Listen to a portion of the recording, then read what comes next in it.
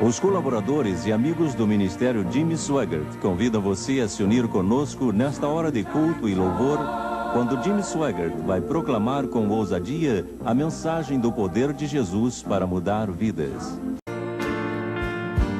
Sometimes gently sing. Os que trouxeram a Bíblia, abram comigo agora no livro de 1 Coríntios. 1 Coríntios 2:12, uma das cartas do apóstolo Paulo. 1 Coríntios 2:12, Paulo escreve: mas nós não recebemos o Espírito do mundo, mas o Espírito que provém de Deus, para que pudéssemos conhecer o que nos é dado gratuitamente por Deus. Note as palavras: para que pudéssemos conhecer o que nos é dado gratuitamente por Deus. Ele quer que saibamos que só podemos conhecer pelo Espírito. De outro modo, só teremos conjecturas e ideias humanas. Mas pelo Espírito, a palavra se desdobra e pela revelação, você entende o que Ele quer que você tenha. Desejo falar hoje sobre o tema, o ministério do Espírito Santo para o crente. Há muitos conceitos errados, mal entendidos, humanos e carnais a respeito do Espírito Santo. Uma dessas ideias carnais tem penetrado até nos círculos pentecostais hoje. Tem até chegado ao pensamento de alguns dos líderes pentecostais. E é que a única razão pela qual o Espírito Santo é dado é para nos ajudar a ir de porta em porta e levar pessoas a aceitarem Jesus. Eu não vou diminuir a grande importância de ganhar almas para Cristo, Deus o livre. Em nossa igreja, em Banto Rouge, nós temos pessoas que só fazem isso. Esse é seu ministério, ele é muito, muito importante. Sua significação vai além do que palavras podem expressar, mas limitar o Espírito Santo só a essa faceta é limitar profundamente sua atuação. Ele entra em nós em uma magnitude muito maior do que essa que falei. Atos 1:8 diz: mas recebereis o poder do Espírito Santo que há de vir sobre vós, e ser-me-eis testemunhas. Este texto bíblico não significa o que muitos pregadores têm dito que significa, relacionando com ganhar almas. Ele inclui isso, mas inclui muito mais. Inclui a ida de porta em porta, inclui equipes de evangelização. Mas há muito mais neste versículo. Ele disse: testemunhas de mim, não testemunhas para mim, testemunhas de mim. O que quer dizer que o que representamos em nossa vida, que o crente deve tornar-se tão unido e imerso em Jesus, que ele venha a tornar-se parte integrante do seu pensamento, das suas ações, seu assentar, do seu levantar, do seu ouvir, do seu ir, de tudo quanto você faz, de modo que a sua presença é um testemunho ao mundo perdido. Você entende isso? Jesus quer que você esteja tão chegado a Ele que no trabalho não tenho que perguntar o que você é, eles vão saber o que você é. Ele está ao seu redor, está sobre você, está em você. Quando você fala, fala disso. Quando canta, canta disso. Quando respira, respira isso. Quando anda, anda isso. E quando fala, fala isso. Você entende isso? Aleluia! É o que o Espírito Santo quer que você seja. É o que o Espírito Santo quer fazer por você, com você, em você. Até um ponto em que a nossa linguagem humana não tem as palavras suficientes para descrever isso. Procuramos expressar, mas as palavras nos falham e não temos condições para tanto. Mas é tanto quanto me é possível descrever o que sinto, que você é um pequeno Jesus. Você se transforma espiritualmente falando num pequeno Jesus. Você se torna testemunha dele até chegar ao ponto em que você o projeta dia e noite, e alguns de vocês sabem disso. Você vai aos seus parentes, você já foi cheio do Espírito Santo, e quando você vai chegando, eles cortam sua casaca e dizem: você está com os pentecostais agora, que falam em línguas, essa turma de fanáticos, e eles conhecem você porque você é testemunha. Você não sabe porque eles estão zangados com você. Você não sabe porque eles falam mal de você e dizem coisas pesadas para você. Você pensa: eu só faço coisas boas para eles, e é por causa de quem você representa. Mas eles vão à igreja, são muito religiosos, porque se voltam contra mim desde que eu fui cheio do Espírito Santo. Eu creio que você sabe por que se voltaram. É que agora é mais do que formalismo, é mais do que um programa, é mais do que teoria, é mais do que religião. Jesus se tornou uma encarnação de glória em você, que jorra para fora, jorra para dentro e sai de você. É um estado do ser. Verdadeiro estado do ser, um lugar que o Espírito Santo ajuda você a chegar. Seu ser se torna, então, uma testemunha. Sua vida fala por Jesus. O propósito do Espírito Santo é ministrar em você, para você ser um consolador. Você se torna a imagem de Jesus Cristo. Agora, durante todos os 3 anos e meio do ministério de Jesus, com exceção da última semana, a semana da paixão, ele falou muito pouco sobre o Espírito Santo. Ele quase não disse nada. Ele não ensinou sobre ele não disse nada aos seus discípulos, e isso é tudo quanto sabemos sobre ele. E eu creio que teria sido registrado se ele tivesse dito mais. Ele disse muito pouco, porque realmente não teria adiantado nada se ele tivesse falado pouca coisa ou muita coisa. Eles não estavam preparados para receber o ensino segundo Jesus, e Jesus estava com eles e não havia muita necessidade disso. Quase que a única menção é a ocasião na qual os fariseus o acusaram de expulsar demônios pelo príncipe dos demônios.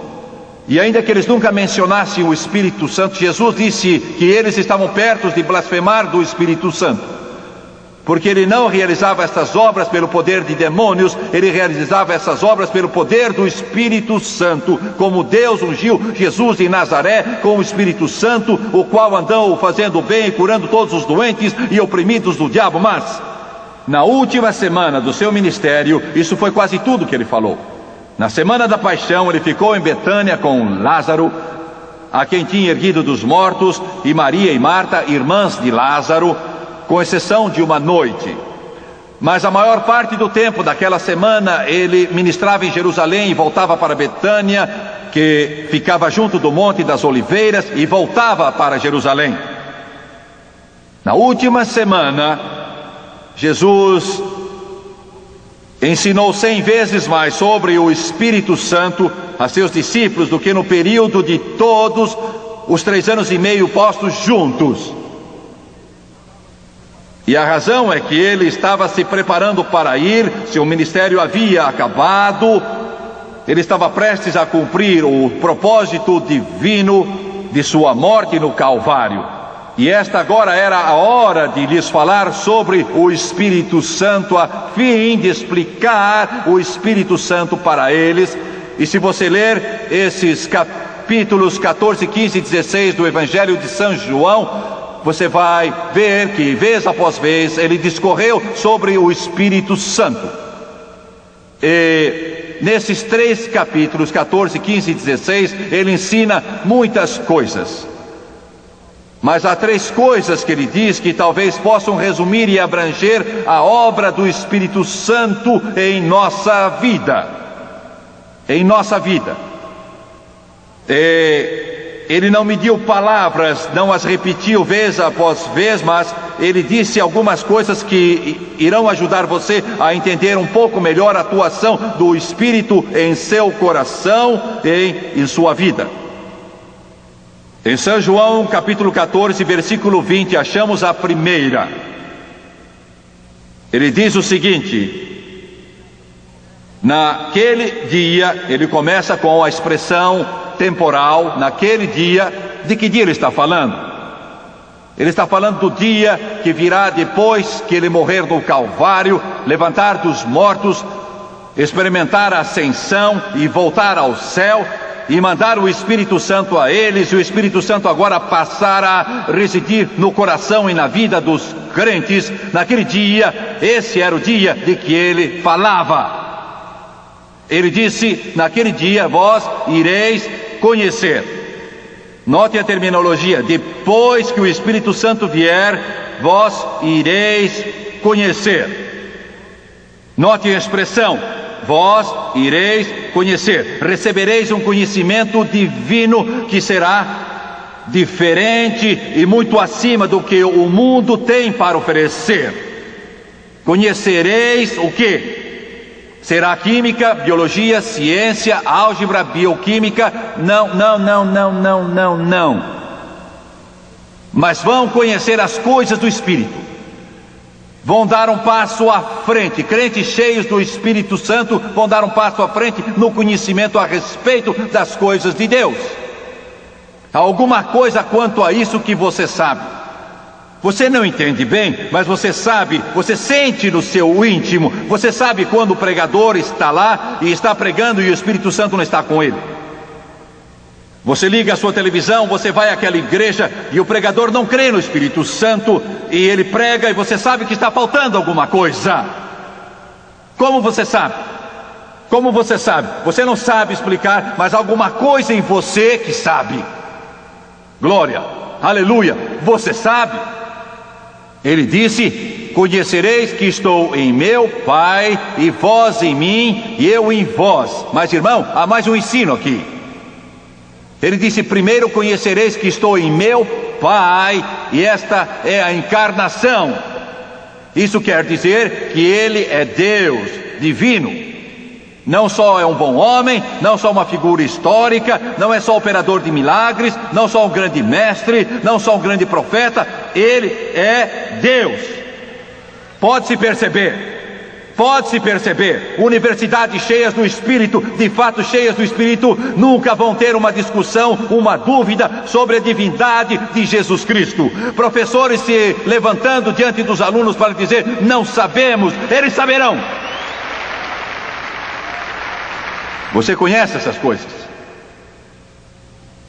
Vindo de um certo lugar em Virgínia, alguns anos atrás, de uma cruzada. Naquele tempo usávamos um DC-3, um veterano DC-3. O avião tinha 40 anos, creio, voando a uns 200 km por hora, a não ser que o vento atrapalhe. Um dia o vento era forte, vinha de frente, e eu olhei pela estrada e um dos nossos caminhões não passou. Ambos íamos na mesma direção e eles passaram à nossa frente.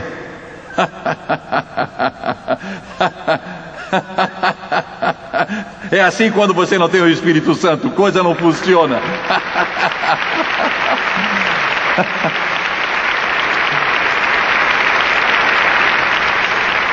Tínhamos aquele velho DC-3, ele tinha voado na Segunda Guerra, mas isso não importa. E entramos numa série de tempestades, era uma faixa de uns 200 quilômetros de tempestades para atravessarmos. Estava chovendo tanto que não se podia ver aquelas luzes no extremo das asas que acendem e apagam, não se podia ver. As camadas de chuva caíam como cortinas de água. E eu olhei para frente, estava aberta a porta da cabine do piloto e o radar não estava funcionando pela estática ou coisa assim, e estava balançando loucamente de lá para cá, só balançando sem servir para nada. 37 pessoas tinham morrido naquela noite em aviões, naquelas tempestades. E eu estava convencido que o diabo queria nos matar. A chuva açoitando e o nosso DC-3 caía uns 50 metros e então subia de novo e voltava a mergulhar e o estômago subia na boca e eu ouvia o motor esquerdo querendo parar. E amigo, um medo gelado começou a subir pela nossa espinha acima e a gente sentia o estômago todo revirado. O motor cuspia água e esse velho veterano de guerra, aquele velho motor estava querendo parar. E eu sentia os poderes do inferno dizer: pegamos vocês. Eu estava ali, estava orando, e os outros também. Lá na Flórida, um dos meus amigos, Joe de Croto, ele e a esposa já tinham ido para a cama, porque já era tarde, e o Espírito Santo acordou. Jesus nos disse: conhecereis. Humanamente não se explica isso. Ele se assentou em sua cama. Semanas depois disso ele me perguntou, há anos que eu não o via, não me lembro de o ter visto. Ele disse: você teve algum problema? E me deu a noite em questão. Eu disse: amigo, tivemos muitos problemas. Ele sentou-se em sua cama, estendeu a mão e sacudiu a mulher e a acordou e disse: levante. Ela disse: o que é? Ele disse: eu não sei, mas o Espírito Santo está dizendo, Jimmy Swaggart, Jimmy Swaggart, Jimmy Swaggart, o Espírito Santo está me dizendo que ele está num avião e está tendo problemas.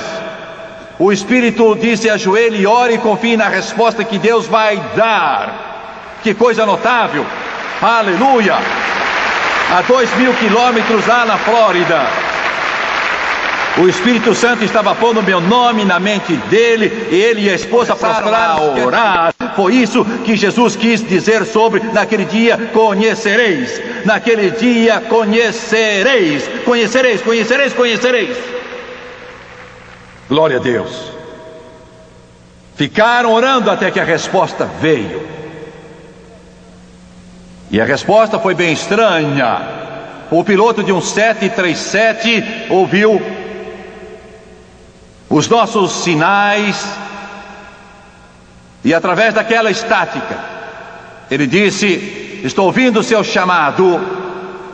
Ele disse: sei que meu radar está em ordem, sei de uma abertura nestas nuvens. Ele disse: vou diminuir a velocidade do nosso Boeing 737 até chegar ao ponto mínimo.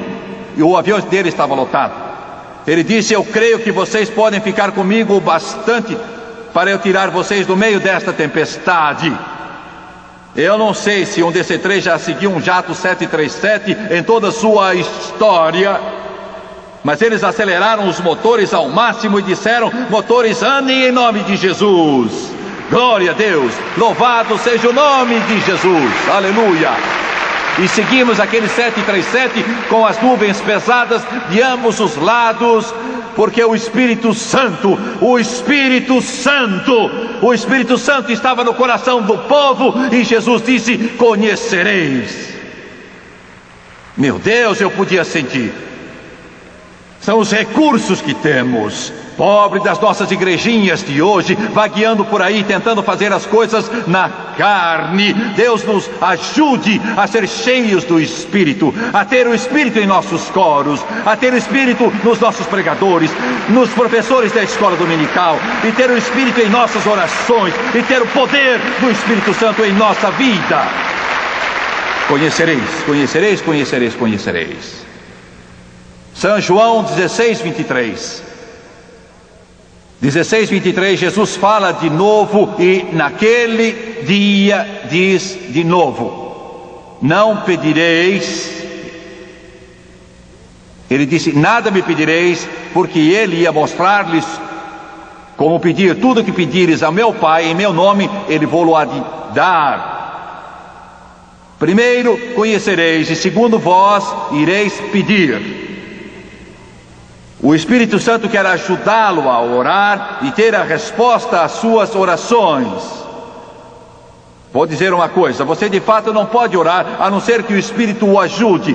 João 16, 13 diz: mas quando vier aquele Espírito de verdade, ele vos guiará em toda a verdade, porque não falará de si mesmo, mas tudo quanto tiver ouvido, ele falará e vos anunciará o que há de vir. Você pede, ele lhe diz, ele o ajuda. Glória a Deus. Você pede. Você sabe porque o povo pentecostal é o povo que mais pede no mundo todo? Essa é a turma do pedir tudo a Deus. Tudo mesmo. Antigamente as igrejas pentecostais eram fraquinhas e ficavam em locais escondidos. Agora elas são as maiores da cidade. Glória. Pedir. Alguém diz: você vai construir uma universidade, está doido? Você não pode fazer isso. Vai custar 100 milhões de dólares só para começar. Mas nós resolvemos que íamos pedir a Deus. Pedir. Sabe de uma coisa? Nós servimos um grande Deus. Enche-se do Espírito Santo. Peçam. Jesus disse: pedi e dar-se-vos-á, buscai e encontrareis, batei e abrir-se-vos-á. Deus não morreu, Deus está vivo. Pedi. Minha avó pôs isso no meu coração quando eu era menino, martelou isso em mim. Ela cantava isso para mim. Ela orava para mim, ela praticava em mim. Dizia Jimmy Swaggart, e eu me lembro do seu rosto. Ela dizia: Ele é um grande Deus. Ela instilou em mim, ela bombou isso em mim. Deus não é anão, um Deus pequeno. Ele é um grande Deus. Ele é poderoso, Ele é maravilhoso. E ela dizia: Jimmy Swaggart, ele pode fazer qualquer coisa. É capaz de fazer milagres, capaz de fazer tudo que você pede ou pensa. E Ele o fará por vocês. Peça, porque Ele é grande, e peça muito. Nunca esqueci disso. Ela dizia: peça. Não peça pouco, peça muito. Ela me ensinou. Quando nós casamos, não tínhamos nenhuma bicicleta. De fato, não tínhamos nenhuma bicicleta. Quando Dani nasceu, eu ganhava 30 dólares por semana. Não tínhamos um seguro hospitalar, pagávamos o médico e nunca tomamos emprestado. Vocês me dizem, 30 dólares valiam mais do que hoje. Mesmo assim era muito pouco dinheiro. 30 dólares. Já vendi 13 milhões de discos desde então. E fora meu salário, tudo, as porcentagens, as comissões, cada dólar vai para o trabalho de Deus, tudo mesmo. E eu aprendi a confiar muito. Naquele tempo andávamos a pé, tudo a pé. Eu só estava começando a pregar, pregando os primeiros sermões. Minha avó, um dia, eu costumava ir todas as tardes para orar quando saía do serviço. Trabalhava no ramo de construir casas. E eu costumava ir, e ela, um dia, ela era muito caprichosa em tudo. Nunca foi relaxada, tinha tudo em perfeita ordem. Se você fosse à casa dela, as cadeiras não deviam ser arrastadas pelo chão, nunca. Tudo no lugar certo, ela se trajava com gosto. Nós nos assentamos e ela dizia: bem, vamos ver sobre o que vamos orar hoje. Ela era uma mestra. Ela orava de tal forma que os demônios fugiam quando ela abria a boca. Glória. E eu estou lá de olho arregalado e digo: sobre o que nós vamos orar? Ela diz: você e Francis precisam de um carro. E eu estava de pleno acordo, cansado de andar. Você precisa de um carro. Eu disse: preciso. Então vamos nos pôr de joelhos e vamos pedir a Deus um carro. O que é que eu podia fazer com esse ordenado de 30 dólares por semana? Não podia nem pensar em comprar um carro com 30 dólares por semana. Mas minha avó se pôs de joelhos e disse: vamos confiar em Deus e Ele vai dar um carro a você. E queremos um que gaste pouca gasolina. Glória, ela era uma boa vendedora, graças a Deus. Queremos um que não quebre toda hora. Agora vamos nos olhar e pedir a Deus. Eu me ajoelhei, ainda me lembro da casa, não existe mais, mas posso vê-la em minha mente. Ela se ajoelhando ali, ela sempre, até ficar cansada, ela sempre se ajoelhava de costas retas, olhando para o alto. Era como orava. E ela começava a orar, ela estava orando e eu estava orando. Eu fazia uma oração bem comum, mas ela orava com fé e eu falava.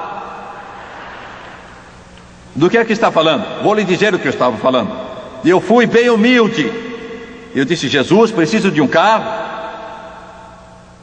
Preciso de um carro bom. Quero que me faça isso, faça aquilo e mais aquilo. E então eu continuava a oração. Mas se não queres que eu tenha um carro, eu não quero o carro. Vocês estão percebendo o rumo agora? Se não queres que eu tenha o carro, Senhor, eu não quero o carro. Eu estava começando a pregar em reuniões pequenas e eu pedia caronas lá e ficava eu à beira da estrada pedindo uma carona para Jesus. Oh, gente, parecia tão bom que eu estava falando. Eu disse: Senhor, eu vou de carona para as reuniões e Francis e eu vamos andar. E de repente pude ouvir a minha avó me dizendo: pare, pare, pare, pare, pare. Alguém já fez isso quando você estava orando? E eu achava que estava certo. Eu ficava à beira da estrada com a sola dos sapatos furada, pedindo uma carona para Jesus, com as minhas calças remendadas. Ela virou-se e me disse: Jim, filho,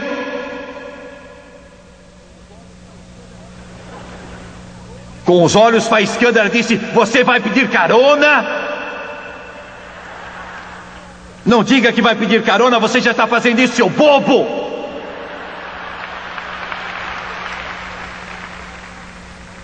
Você já tem as roupas remendadas,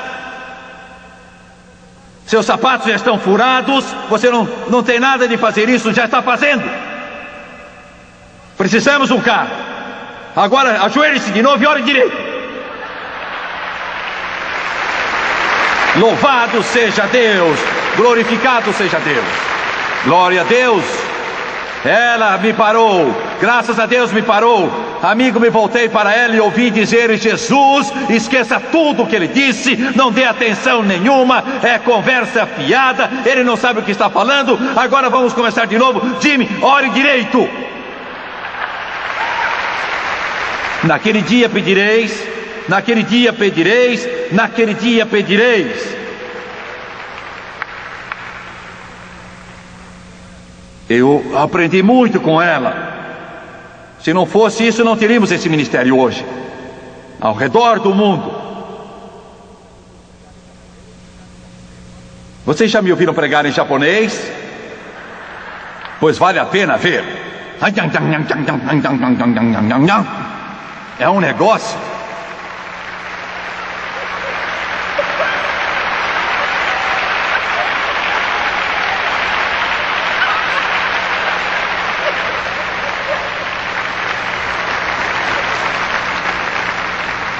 Nós entramos lá numa das salas, temos salas por todo o edifício de TV. Venham um dia ver o que nós temos. Uma delas é para dublagem em espanhol, e eu estou lá pregando em espanhol. E você vai mais adiante, em outra sala estou pregando em português, e mais um pouco mais adiante estou falando em francês, um pouco mais adiante estou pregando em italiano, e um pouco mais adiante estou pregando em japonês. E o diabo diz: minha gente, o que é que eu vou fazer?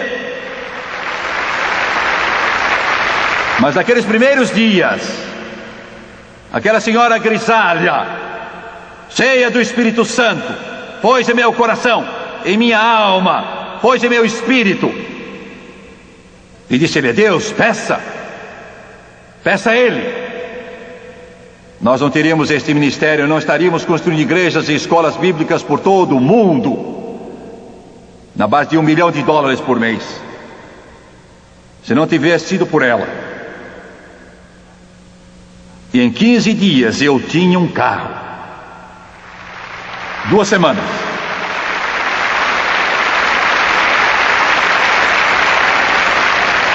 Não era um carro, era uma caminhonete, porque o trabalho que eu fazia, uma caminhonete era melhor. Aquela coisa fazia 1000 quilômetros por litro. A gasolina nunca acabava, ela andava. Alguém abriu uma conta para eu comprar gasolina, e sabe? A gente vai até o ponto e o carro para, o meu nunca parava, eu nunca usei a conta.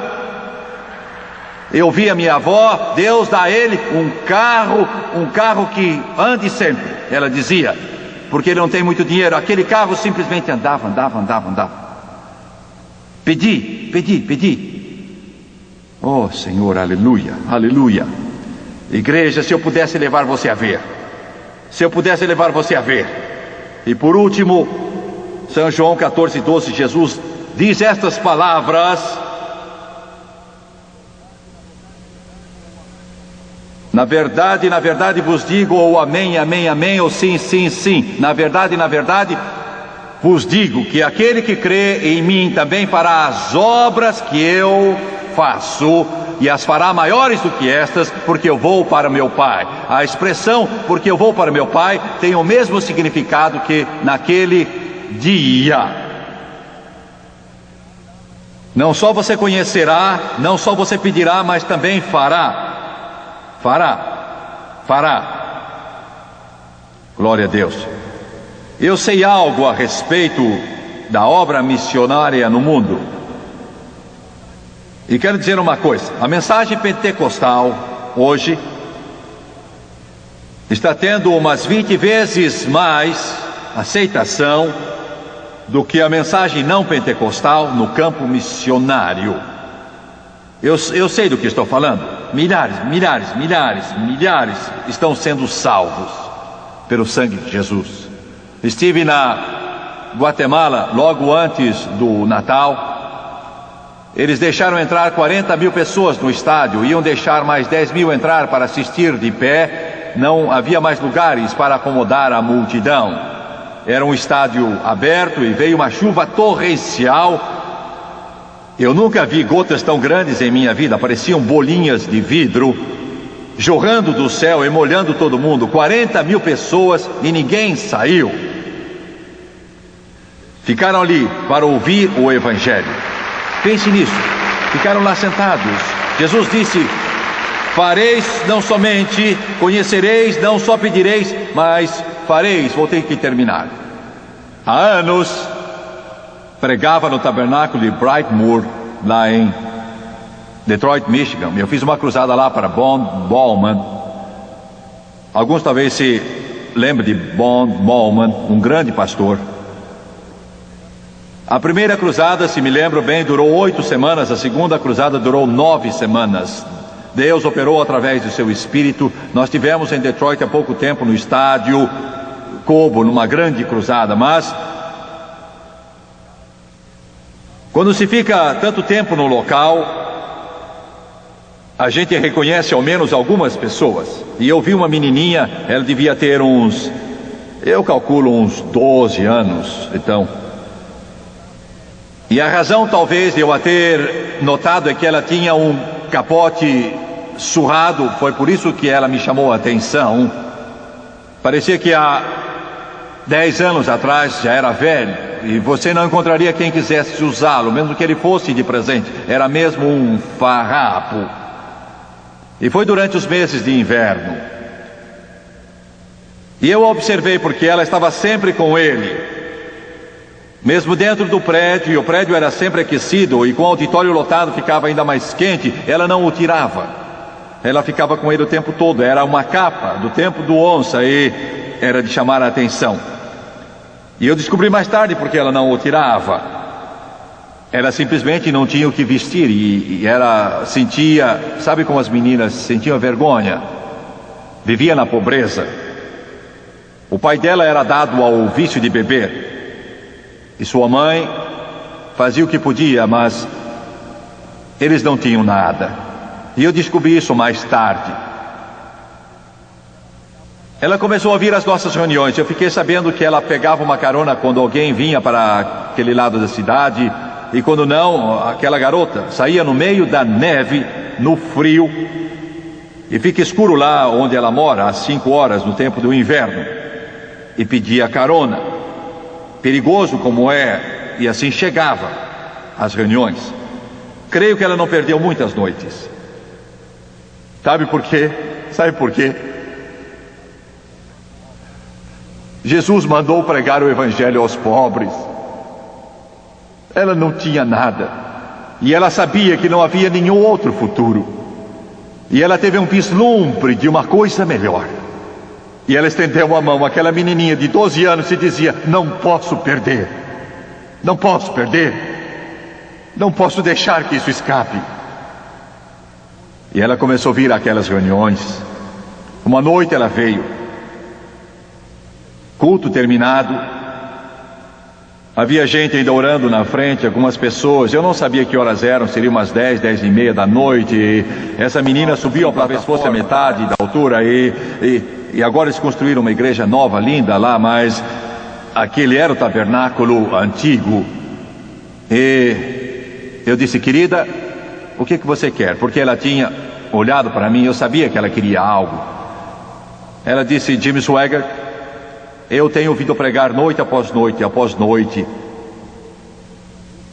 E ela disse: eu creio que Jesus pode fazer o que você disse que pode. E ela disse: eu sou cega do olho direito. Eu olhei para ela, era leitoso, e eu disse: querida, você não vê nada? Ela disse: não, com este olho. Eu perguntei se nasceu desse jeito, não me lembro o que ela disse, mas então ela disse que eu desejo que Deus o abra.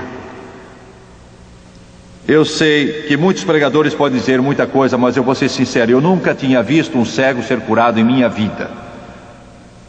Tinha ouvido falar, tinha lido, eu li a respeito de Bartimeu e tremia, mas eu nunca tinha visto. Eu cria que Deus podia, e creio hoje, mas nunca tinha visto. Eu disse: querida, você crê que Ele pode? Gostaria de dizer que foi a fé de Jimmy Swaggart. Não estou tentando ser humilde ou mostrar falsa modéstia. Estou dizendo o que eu creio no meu coração. Não foi minha fé, foi a dela, da menina. Ela disse: eu creio. Eu orei por ela. Não vou dizer que senti algo, um grande impulso do Espírito. Isso foi há muito tempo, mas quando eu a ungi com óleo e orei por ela, ninguém prestou atenção. Havia muita gente orando e gente conversando e confraternizando. Eu acabei a oração, ela foi embora. Eu me virei. Eu acho que estava conversando com alguém, e Bruce Gunn, que era pastor auxiliar e ainda é um dos homens mais piedosos que conheço, um crente, consagrado, dedicado a Deus, estava lá no canto orando com algumas pessoas. Ele não era um homem emotivo, mas ele gritou, e com isso chamou minha atenção. Ele disse: Jimmy Swaggart, pare tudo aí, e todos escutem. E a igreja inteira, como eu disse, o culto encerrado, todos pararam, e ele disse: houve um milagre. Glória! Ele disse: esta criança teve o seu olho aberto. Ele a conhecia muito bem, eu não a conhecia, ele a conhecia. Ele conhecia. Ele a veio trazendo, ela estava com o seu velho capote, ele veio trazendo-a para mim.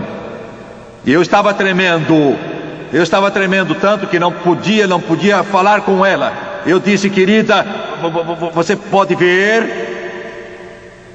Você dirá: mas isso não foi fé? Bem, você abra olhos de cegos. Ela disse: com lágrimas rolando na face, eu posso ver. Eu pus a mão sobre o olho e disse: você pode ver meus dedos, conte-os. Ela contou: eu posso ver. Tivemos uma visitação maravilhosa do Espírito Santo ali. Glória, aleluia. Tivemos um verdadeiro avivamento. Eu chorava, andava para um canto e soluçava e chorava. E você se sente tão humilde, tão sem valor numa hora dessas. Agora espere um pouco, estou terminando, mas há um pequeno apêndice, um pequeno acréscimo que vou fazer. 10 anos depois, estávamos de volta a Detroit, e uma multidão maior do que esta. Sábado à noite, Deus operou naquela noite. Centenas aceitaram a Cristo. E eu tenho muitos amigos lá, e quando ia saindo da plataforma, havia uma porção de gente ali me esperando, talvez umas 500 pessoas que estavam se apertando e empurrando, e amigos e pessoas que eu conhecia, muitos tinham sido salvos em nosso ministério, e um homem corpulento ao meu lado, eles estavam tentando, eu estava tentando cumprimentar o maior número. Eu olhei e vi uma jovem de uns 20, 22 anos. Ela disse, no meio de todo aquele barulho, Jimmy Swaggart! E ela chamou 3 ou 4 vezes, eu afinal pude ouvir, e olhei ao redor, e essa jovem estava ali perto de mim, a uns 2 ou 3 metros. Bela jovem, cabelo castanho. Eu olhei para ela, ela disse, estava ali, como eu disse, gente por toda parte. Ela afinal disse, não me conhece? Eu disse, não a conheço. Então ela disse, o olho.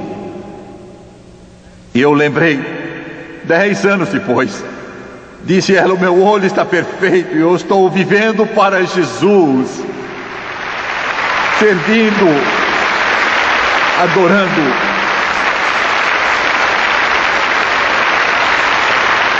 Eu saí daquele lugar, não pude me conter. Eu soluçava, tentando esconder. Eu não a vi, eu não me vi, eu vi Jesus. Ele disse, vós fareis, sabereis, pedireis e fareis. Nossas igrejas precisam do Espírito. Nosso povo precisa do Espírito. Nossos pregadores precisam do Espírito. Curvem a cabeça, por favor.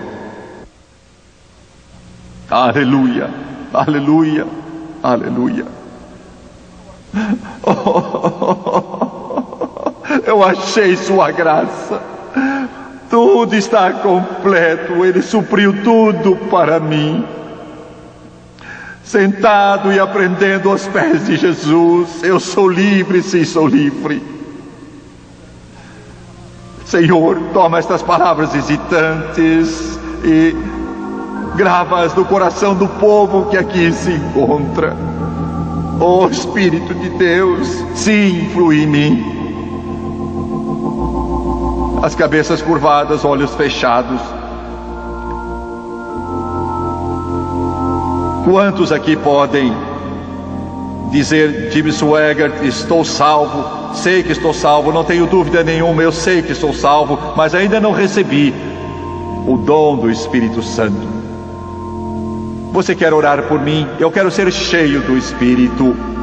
Eu ainda não fui batizado no Espírito Santo. Levante as mãos com evidência de falar em outras línguas, conforme o Espírito me conceder. Levante as mãos, por favor. Em todo o auditório, não quero constrangê-lo. Levante-as, levante-as, levante-as. Pois bem, quero que todos aqui se levantem. Por favor, todos levantem. E eu quero que cada um de vocês que erguem as mãos aqui, lá de cima, embaixo, dos lados, todos os lugares, quero que você venha. Quero que você venha à fonte. Quero que você venha ao poço. Quero que você venha ao rio.